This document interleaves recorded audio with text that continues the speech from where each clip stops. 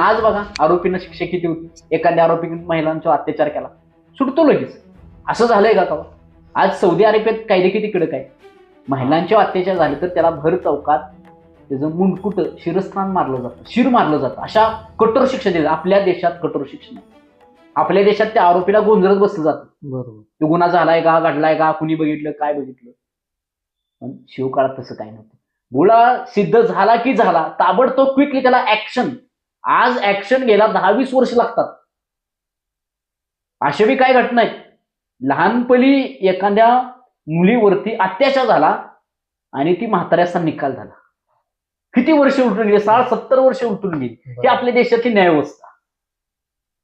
छत्रपती शिवाजी महाराजांचं महिला सबलीकरण म्हणून अतिशय चांगलं होतं आणि त्याचा वापर करणं खऱ्या अर्थानं आजच्या सरकारनं करायला हवं असं मला वाटतं.